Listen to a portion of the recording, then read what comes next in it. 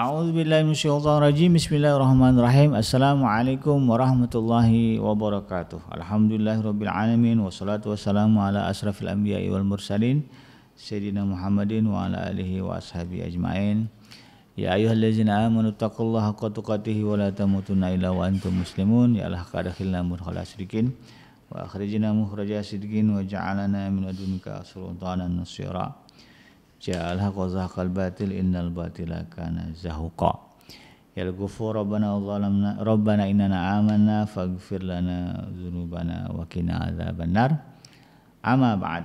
Alhamdulillah, segala puji dan syukur adalah milik Allah, Tuhan semesta alam yang telah menciptakan kita, dan karena rahmat dari Allah Subhanahu wa taala hari ini kita kembali berjumpa ya di channel iDream TV dalam program Tarbiyatul Aulad ya, di mana insyaallah kita akan belajar tentang bagaimana mendidik ya, anak-anak kita agar menjadi pribadi yang soleh. Tidak lupa kita baca salawat dan salam Allahumma sholli ala sayyidina Muhammad wa ala ali sayyidina Muhammad. Assalamu alayka ayuhan nabi wa rahmatullahi wa barakatuh. Semoga Allah terima salawat dan salam yang kita baca dan dilimpah curahkan kepada para nabi dan para rasul ya, wabil khusus Rasulullah Muhammad sallallahu alaihi wasallam.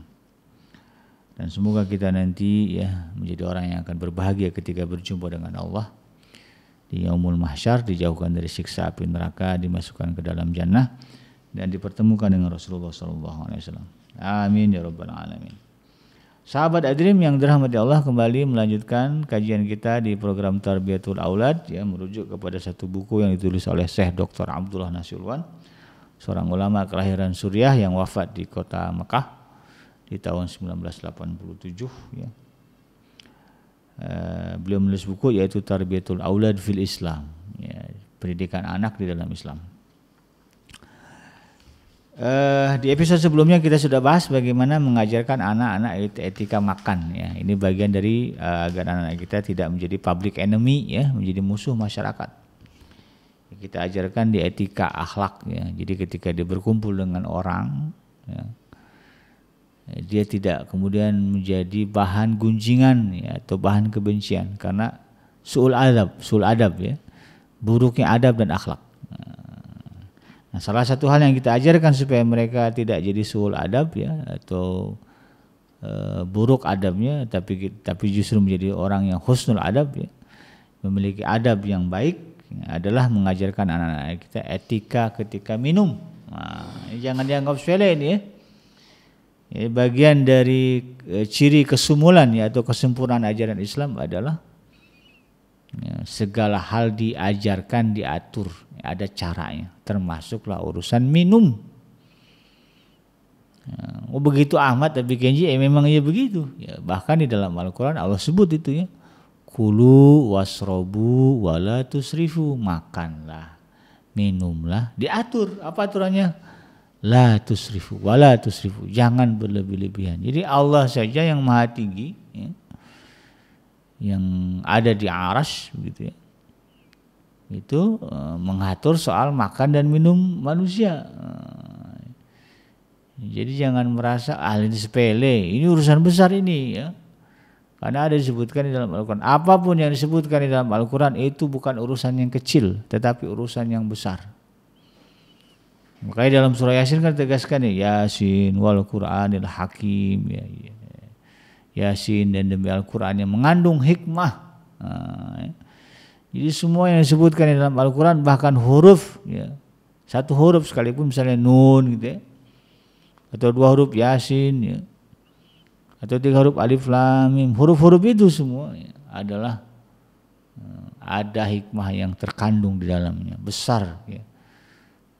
Hikmah di dalamnya. Bahkan ayat-ayat Al-Quran itu menjadi petunjuk walaupun huruf. Nah, ya dulu pernah hadir dalam satu kajian ya, dosen saya dulu ya, itu membahas huruf-huruf ya, filosofi huruf-huruf di dalam huruf hijaiyah. Nah, itu kena juga ya, ada sangkut pautnya juga kalau dikaji dengan kehidupan kita ya, satu huruf ya, apalagi kemudian satu hal. Nah, makan ya, minum ini juga merupakan satu hal yang harus kita lakukan dengan tepat. Minimal tidak melanggar syariat. Nah, ya. Kalau yang sunnah mungkin kita tidak bisa menegakkan, minimal kita tidak melanggar keharaman, hal-hal yang diharamkan dalam urusan minum. Ya. Nah dalam hal ini Syekh Dr. Abdullah Nasiulan ya ada menyebutkan ada 6 hal terkait dengan etika minum. Nah, dan ini penting kita ajarkan kepada anak-anak kita. Ya supaya kemudian dia tidak disebut sebagai anak yang suul adab ya. Jelek perangainya gitu kan ya, sehingga kemudian masyarakat tidak suka.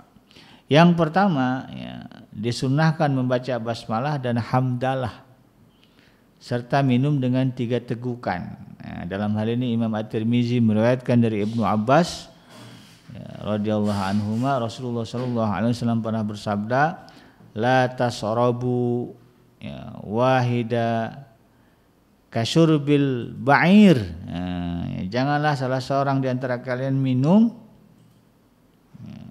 kasyurbil ba'ir ya, seperti unta yang minum. Unta itu kalau udah ketemu air ya, 1 jam dia minum nggak diangkat itu mulutnya. Ya, jadi sekali teguk aja gitu air seember nih udah tuh dari mulai mulutnya masuk ke dalam ember sampai air habis ya, baru kemudian dia berhenti. Nah, jadi Rasulullah melarang kita minum sekali teguk. 1 gelas blak, 1 botol blak. Nah, itu enggak boleh. Ya, Rasulullah larang. Walakin tetapi ya israbu masna wa sulasa.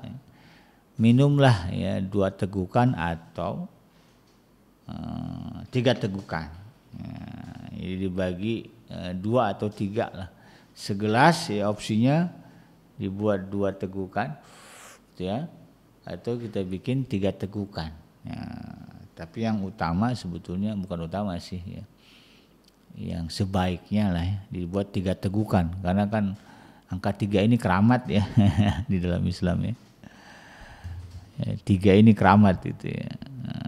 Bahkan ada seorang ulama besar ya, Syekh Mutawalli Asy-Sya'rawi ya, dalam satu ceramah beliau dulu ya, ini ulama besar nih ya, Syekh Asy-Sya'rawi ini, saya termasuk pengagumnya karena kesalehannya terbukti nyata gitu ya. Jadi Syekh Sya'rawi ini mengatakan di dalam satu ceramahnya, cobalah kalian minum 3 tegukan. Kemudian setiap tegukan diiringi dengan kalimat basmalah dan hamdalah. Nah, ini prakteknya sebelum tegukan pertama baca basmalah, bismillah. Teguk, kemudian baca hamdalah. Kemudian baca lagi bismillah. Teguk lagi, kemudian baca hamdalah. 3 kali itu. Maka kata Syekh Mutawalli Asy-Sya'rawi katakan ya, maka insya Allah ya selagi air itu ada di dalam tubuh kalian, ya, air yang 3 teguk yang kita itu masih ada di dalam tubuh kita yang berproses begitu, maka selagi itu Allah akan menjaga kita dari kemaksiatan. Sampai seperti itu ya Syekh Sya'rawi ya mengajarkan cara minum. Terus saya coba sering praktek begitu ya. Kadang-kadang lupa juga itu ya. Tapi tidak apa-apa. Ya, artinya kalau lupa pun nggak apa-apa, tidak masalah. Minimal itu tadi ya yang kita pahami, kalau minum jangan sekali teguk, ya, tapi dibagi 2 atau 3 tegukan. Ya, di botol lebih kenji, ya udah minumnya jangan sekali doang, selesai. Tapi dibuat 2, ya, minimal 2 atau 3. Masih ada. Bukan berarti 1 botol harus dihabiskan gitu, enggak. Kalau minum itu jangan sekali teguk, ya minimal 2 atau 3 tegukan. Walaupun sedikit-sedikit. Apalagi itu air Zam-Zam, sama ini kan kadang ada orang pergi haji ya. Pulang haji bawa oleh-oleh ya, salah satu olehnya kan air Zam-Zam tuh, bisa air Zam-Zam di botol-botolin itu kan kecil-kecil gitu. Ya, minumnya juga dibuat 3 tegukan walaupun cuma sedikit-sedikit ya. Ya, setengah botol pertama 3 tegukan. Udah simpan buat besok lagi setengah botolnya 3 tegukan. Itu yang pertama. Yang kedua, makruh minum dari mulut bejana. Imam Bukhari dan Imam Muslim meriwayatkan dari Abu Hurairah radhiyallahu anhu, naha Rasulullah sallallahu alaihi wasallam ayyusraba min fis saqai awil kirbah. Rasulullah melarang minum ya langsung minum air langsung dari mulut bejana atau geribah. Kalau bahasa kitanya teko ya. Ya, teko atau kalau kirbah itu tuh bentuknya itu dari kulit ya, kantong air. Kalau sekarang berarti apa? Botol ya. Ya kantong air lah ya, wadah air yang untuk stok banyak ya. Kalau bejana kan tuh tadi ya misalnya tekonya atau pejag ya, bahasa sekarang itu kan ada itu ya. Nah, yang memang diperuntukkan untuk umum. Jadi yang minum di situ nanti banyak gitu kan. Ya, kirbah itu tadi kan itu stok air banyak gitu kan, nanti kan akan yang pakai kan banyak tuh ya. Mungkin si A si B keluarga kita, atau bejana itu teko tadinya. Itu kan nanti yang minum di situ kan juga banyak. Maka jangan minum dari situ langsung.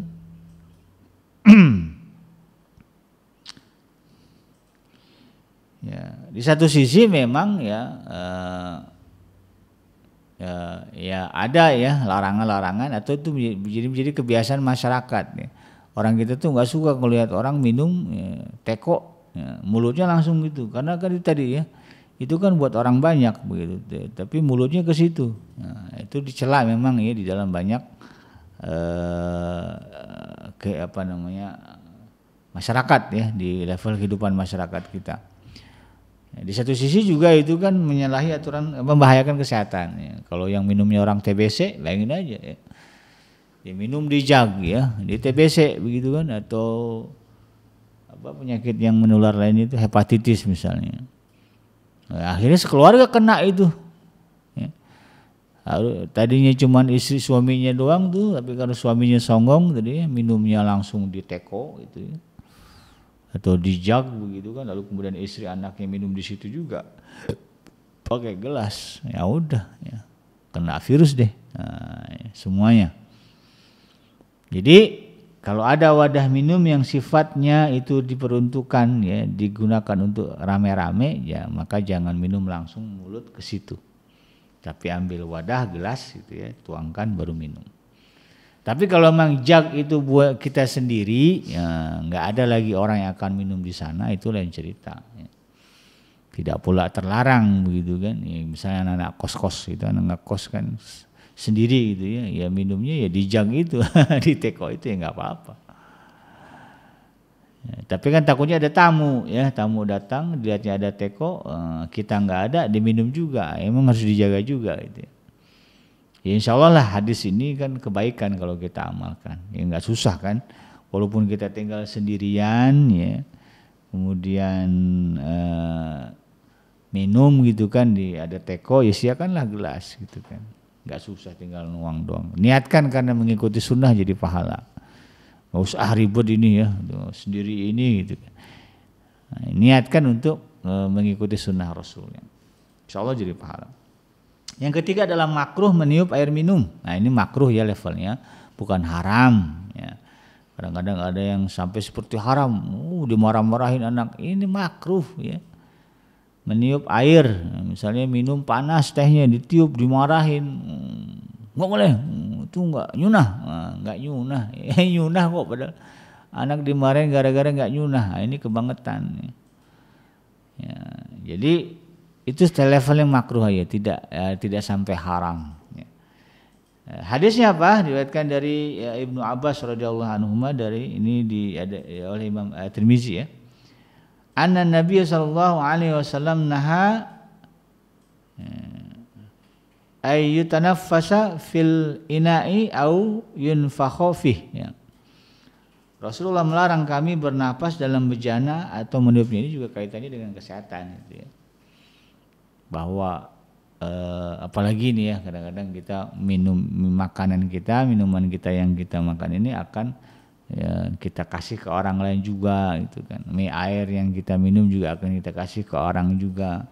Jangan ditiup ya. Mulut kita ini kalau ada bakterinya nanti nular ke orang. Kan kita mikirnya kan yang keluar angin, bisa jadi kalau kita pakai mikroskop gitu, yang keluar juga ada cairan-cairan. Di zaman Covid gitu ya nggak boleh. Levelnya makruh, ya.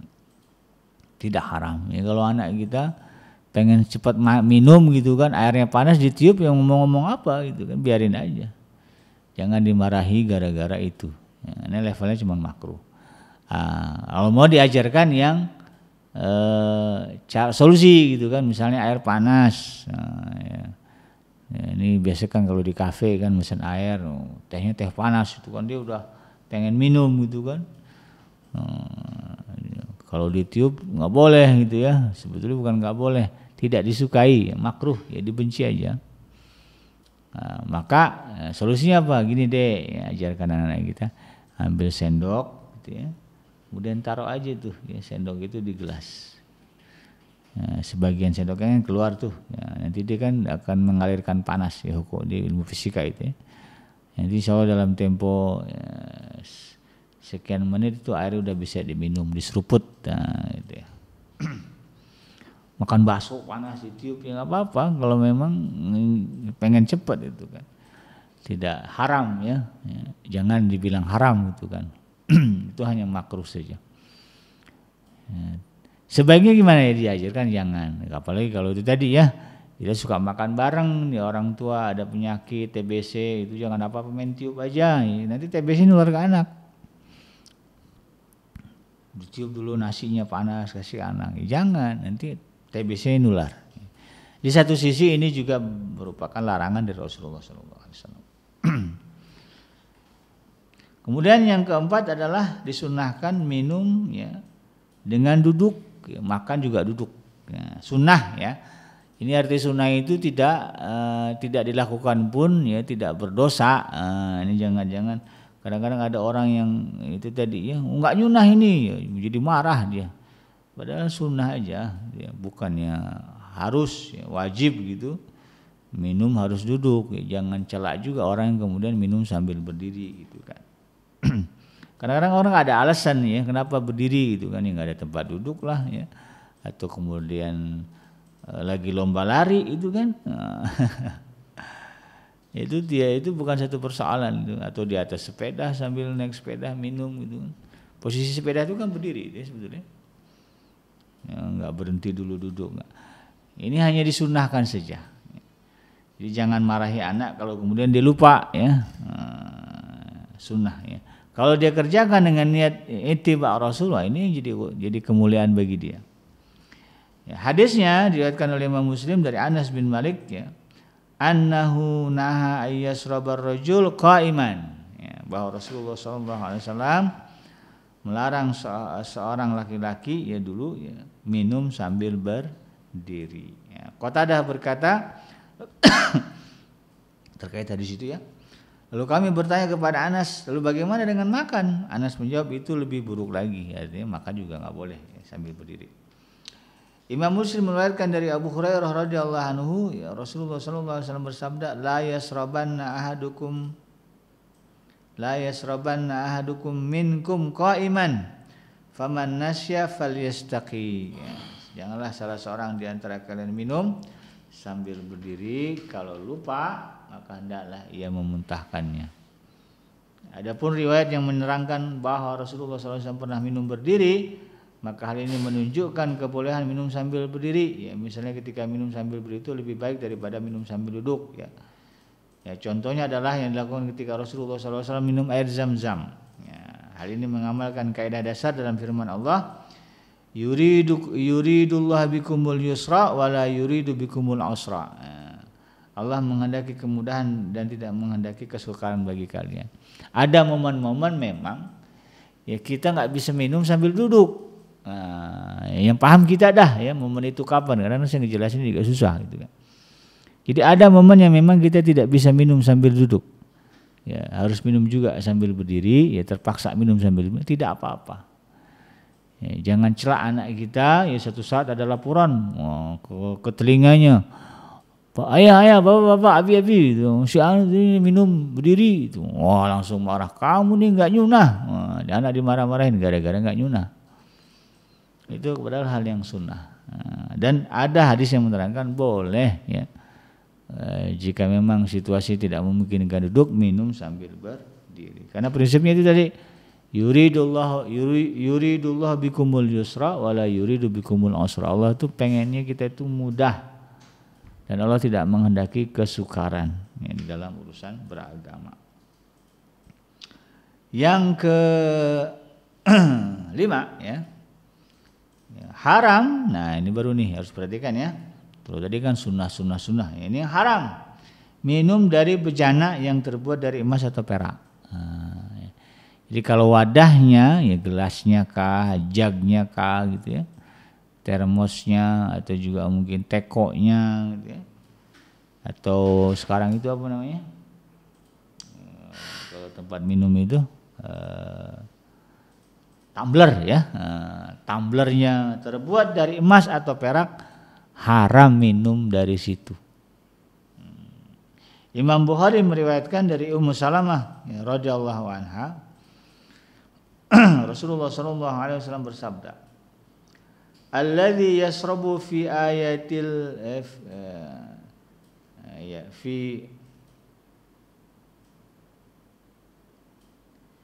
alladzi yasrabu fi iyatil fiddah ya, innama yujarjiru fi badnihi nara jahannam." Orang yang minum dari bejana yang terbuat dari perak, kata Rasulullah SAW, berarti telah memasukkan bara api neraka ke dalam perutnya. Imam Muslim meriwayatkan, "Man syariba fi ina'im min zahabin aw fiddatin fa innama yujarjiru fi badnihi nara min jahannam." Sama ya.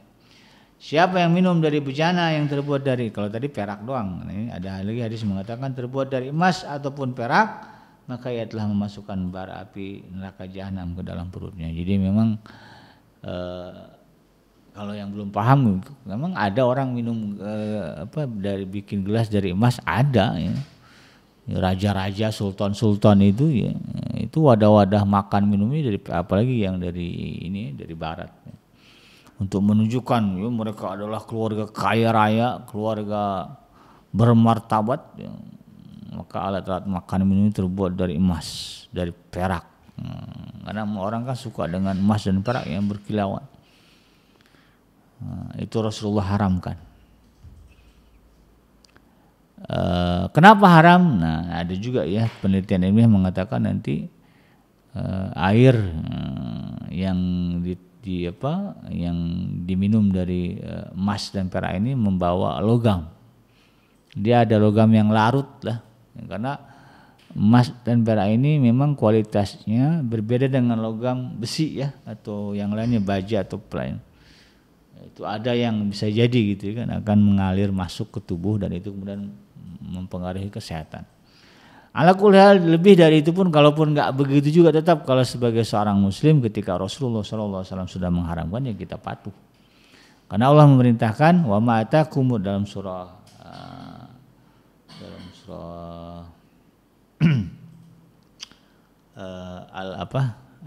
bukan Al-Hajj ya. Disebutkan di dalam Al-Qur'an ya. Wa ma atakumur rasulu fahuzuhu wa manahakum anhu pantahu. Apa yang datang dari Rasul maka ambil. Dan apa yang dilarang oleh Rasulullah SAW maka jauhi. Wa manahakum anhu fantahu. Kalau ada Rasul mengatakan jangan ini, jangan. Walaupun enggak disebutkan di dalam Al-Qur'an ya. Enggak ada larangan dalam Al-Qur'an minum dari emas, dari wadah emas dan perak. Tapi ada di dalam hadisnya Rasulullah menegaskan dilarang. Maka kemudian kita amalkan, kita patuhi ya. Ditanya kenapa, itu nggak tahu lah, emang Rasulullah larang aja gitu ya. Jadi karena ittiba kita kepada Rasulullah, kita tidak minum dari wadah emas dan perak. Anak kita harus tahu, in case satu hari misalnya dia jadi tamu kehormatan sultan mana gitu ya, raja mana gitu ya, siapa tahu kan anak kita nanti. Jadi paham ketika disuguhkan itu kan makan dan minum dari wadahnya dari emas dan perak, dia nggak kemudian larut dalam situasi ya, dia tahu ini Rasulullah larang, dia nggak minum dari situ. Dan secara umum memang ya membuat perlengkapan ya, dari emas dan perak itu menunjukkan sifat sombong dan juga melukai perasaan orang fakir. Ya. Kemudian yang terakhir yang keenam ya salah satu adab ya, minum adalah tidak boleh kekenyangan ya, tidak boleh kekenyangan ya saat minum ya, atau makan. Ya. Imam Ahmad, Imam Tirmizi dan juga lainnya meriwayatkan dari Rasulullah sallallahu alaihi wasallam. Ma mala adamiyun wi'an syarram min batnih. Bihasib ibni Adam luqaimatun yukimna sulbahu. Fa in kana labada fa'ilan fasulusun ya li ta'amihi wa sulusun li syarabihi wa sulusun li nafsihi. Tidaklah manusia itu memenuhi tempat yang lebih buruk daripada perut. Dicela ya, kita apa aja kita garas kita masukin ke perut kita. Apa aja dikunyah gitu ya. Cukuplah bagi Bani Adam kata Rasulullah SAW ya, bihasbi ibni Adam ya, luqaimatun yukimna sulbahu ya. Cukuplah bagi Adam beberapa suapan sekedar untuk menegakkan tulang punggungnya. Jadi makan dan minum itu takarannya cukuplah menambah kita kuat saja, ya, bukan sebagai sebuah kesenangan, ya, pleasure. Ya. Jadi kan ada orang yang memang senangnya makan, wah, akhirnya apa? Jadi penyakit ya obesitas, akhirnya nggak bisa kemana-mana, sholat susah karena nggak bisa berdiri, ya. Ngomongnya sakit, padahal itu penyakit dibikin sendiri gitu. Ya. Jadi diabetes lah macam-macam. Ini yang kemudian kita harus paham. Jadi kata Rasulullah ya, cukuplah yang makan itu sekedar menguatkan tulang punggungnya bisa tegak. Fa in kana la badda fa'ilan ya fasulusun li ta'amihi wa sulusun li syarabihi wa sulusun li nafsihi. Apabila tidak bisa maka sepertiga untuk makan, sepertiga untuk minum, dan sepertiga untuk bernapas. Aduh sayang nih makanannya terlalu enak nih Abi Genji, ya sudah ya.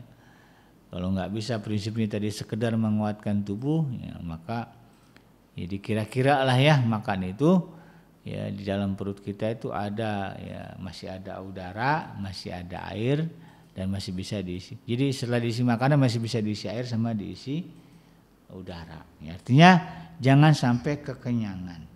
Ya. Oleh karena itu kemudian ya ini juga kita tanamkan kepada anak kita ya, minum walaupun kita suka yang kita minum itu es buah misalnya, jus ya, sirup apalah ya. Tetap pada prinsipnya tidak boleh berlebih-lebihan. Ya, jangan sampai kemudian kita kekenyangan ya, dengan minuman yang disajikan.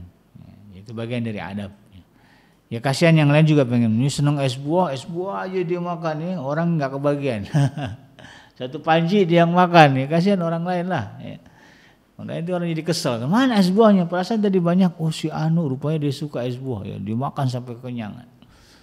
Nah itu nggak boleh, ya. Nanti dicela. Ya. Demikian sahabat Adrim ya, mudah-mudahan bermanfaat. Yang benar datangnya dari Allah dan yang salah semata-mata lahir dari kehilapan dan kealfaan saya pribadi. Saya bikinnya pamit undur. Hasbiyallahu la ilaha illahu alaihi tawakkaltu wa huwa rabbul arsyil azim. Subhanaka Allahumma rabbana wa bihamdika asyhadu an la ilaha illa anta astaghfiruka wa atubu ilaik. Walhamdulillahirabbil alamin. Wassalamualaikum warahmatullahi wabarakatuh.